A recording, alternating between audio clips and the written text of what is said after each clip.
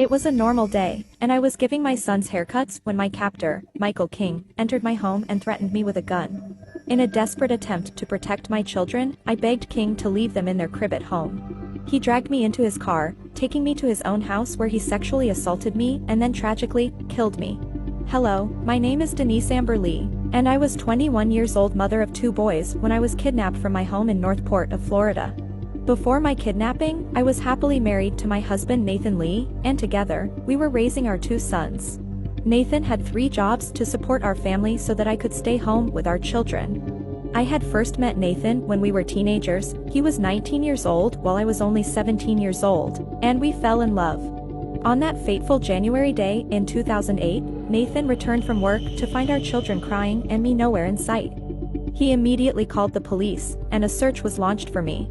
Fortunately, the police were able to identify my kidnapper as Michael King because my father was a detective. Michael King took me back to his car, where he tied me up.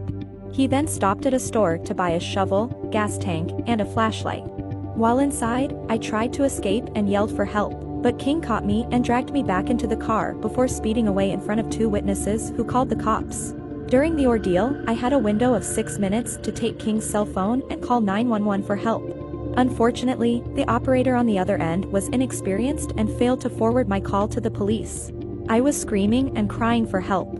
Another witness saw me yelling and banging on the car window. She immediately called the cops and tried to follow the car.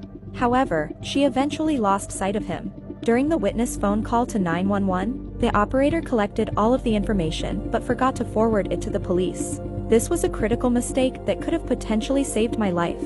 I can't help but wonder what might have happened if the operator had acted differently. The police arrested King after 7 hours, and he was discovered covered in mud. However, I was nowhere to be found, and it took 2 days of searching before the police discovered my body. I had been shot in the head. King ultimately received the death penalty for his heinous crimes. On the day of my kidnapping, I was able to leave behind evidence in King's car. This included hair strands found hidden under the seat and my treasured heart-shaped ring that my husband gave me on our first Valentine's Day. I did everything I could to try to save myself, but the mistakes made by the operator ultimately cost me my life.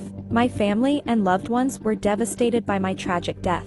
Although my life was cut short, I will always be remembered as a kind and loving mother and wife. Thank you for listening to my story. If you'd like to hear more stories, follow us.